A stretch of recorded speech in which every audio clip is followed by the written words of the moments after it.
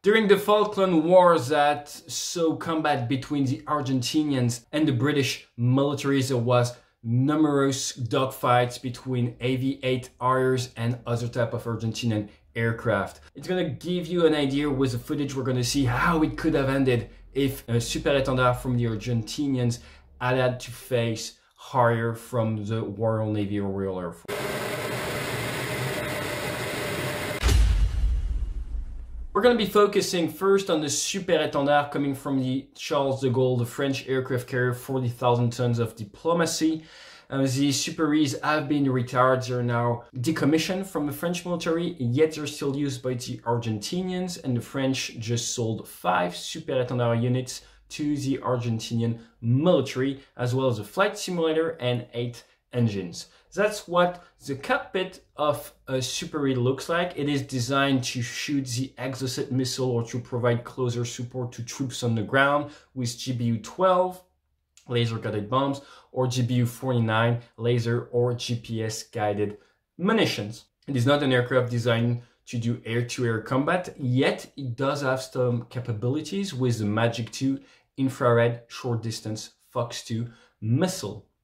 On the other side of that combat, we had the Italian Navy. On this footage you can see back in 2013, an Italian aircraft carrier, French aircraft carrier, and in the middle the USS Harry S. Truman. The Italian Navy has 2 carriers, the Cavour and the Giuseppe Garibaldi. The small one is the Giuseppe Garibaldi, 14,000 tons. It's about 180 meters long. It was commissioned in 85.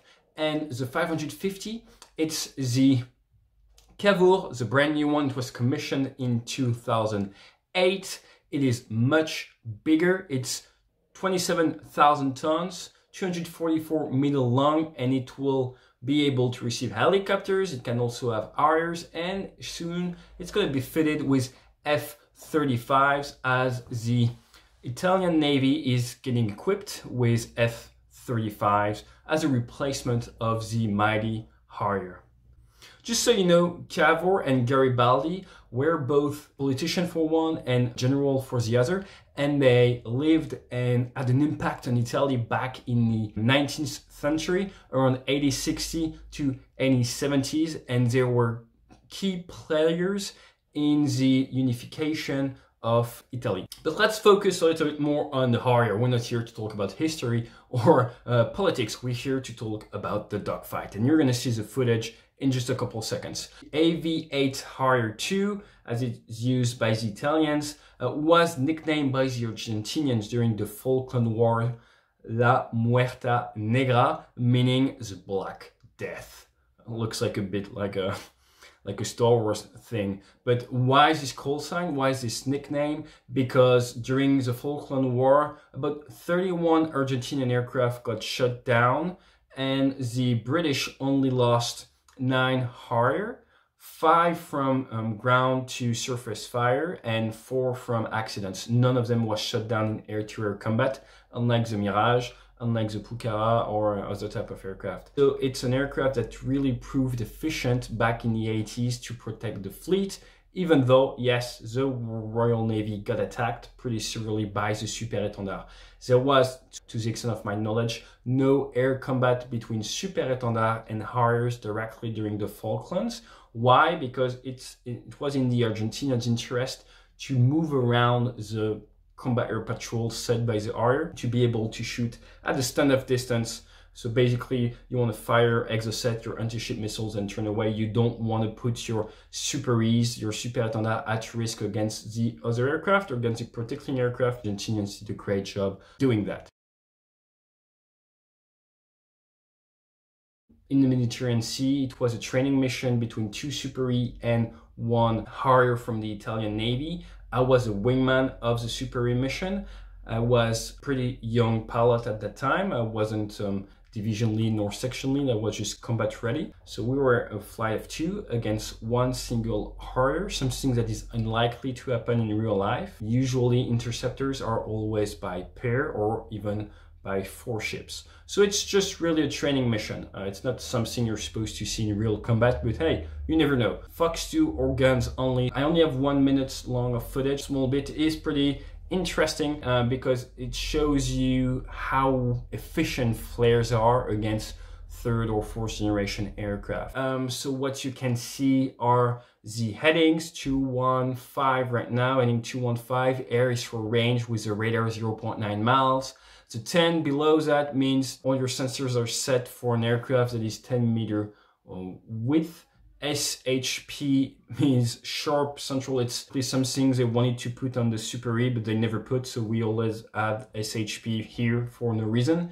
Then you have the altitude, 16,900 feet. That is the altitude that is given to you by your barrel altimeter, so it's going to depend on the setting you put in, the pressure setting you put in. Those two vertical bars are basically a combat mode when you're doing dogfighting. And 15 and 5 means you're 15 miles away from navigation waypoint number 5. 186, airspeed, indicated airspeed in knots. You don't have too much information in the head-up display of the Super E. If you look at the Rafale, maybe on my video F22 against Rafale, you will see there is much more information. The noise, the beep you might hear, means that your Magic 2 infrared missile has a lock, but you don't know on what it's locking. Please, the information you can get as a pilot flying Super E's are either my missile has a lock, but I don't know on what, or my radar has a lock, which is good, but it's not where my missile might go. So it's really difficult as a Super E pilot to know exactly where your missile is going to go, so you really want to make sure you're not going to fire on your leader, for example. Let's do it. Dash 2 is in trail of the Bandit, 2 miles in trail. Bandit in a right hand turn, flaring right now. Regarde to the next Bandit. Oh, reste loin. Take up 131.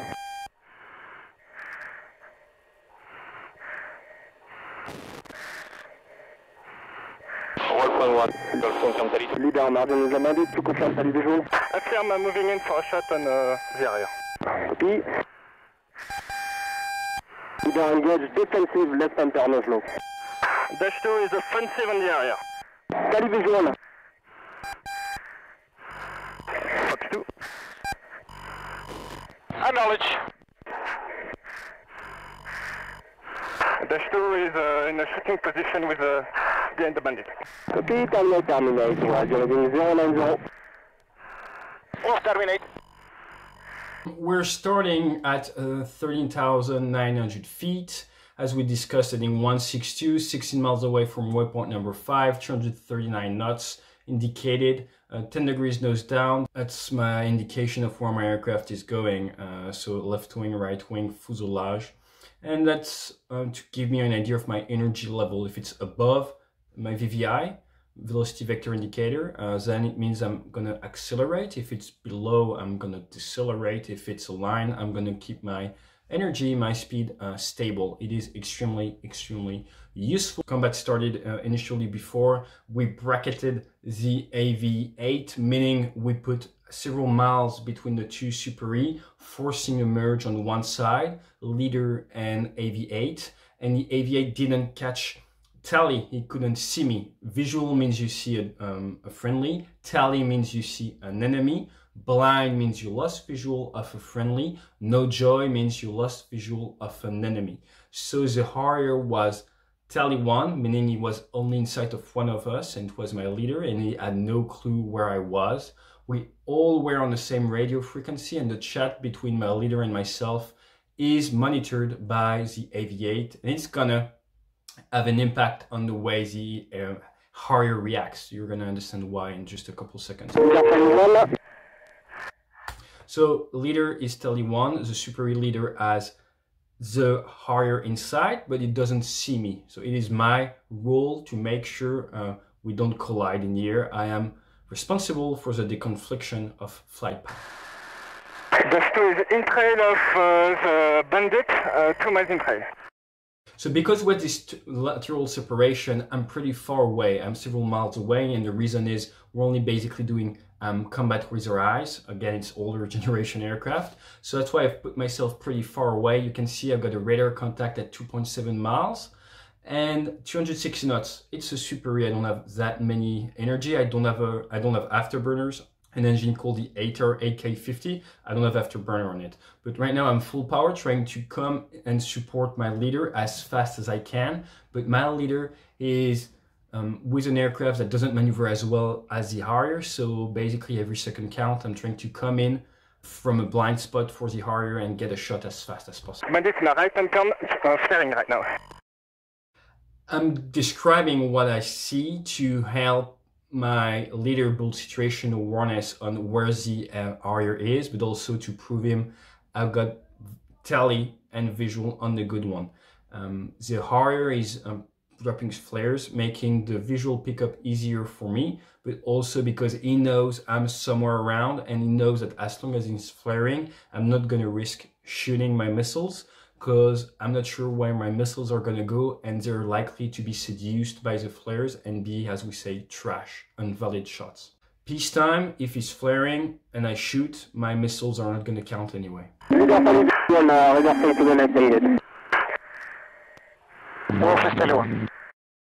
Wolf is a Harrier, so Wolf is tally 1, is inside of the defensive Super E. So you can see here the flares. He knows I'm coming, he's flaring to prevent me from shooting, and he's about to merge with my leader at that point. I've got the radar locked at 1.5, but the arrows, that means I'm locked, isn't on the Harrier, it is actually on my leader. Not able at that point to get a radar pickup, a radar tracking on the Harrier for whatever reason. You hear he drop flares, and right after beep, I got this signal telling me, hey, my missile just saw something very exciting, and it's probably the flares, even though. So the Wolf said he was tally 1 to reassure the Wolf. My leader said I am tally 1 as well, meaning we see each other, no need to deconflict. It is safe to continue safe training. You see my arrow is coming, that's my leader at 1.4 moles. I'm still unable to acquire the AV-8 for switchology reasons. And I'm at that point rather target fixated visually because I know I'm gonna switch the visual. I just change from missile to gun, and the reason is, as my leader is getting closer, I don't want to be in missile and I don't want to shoot at my leader.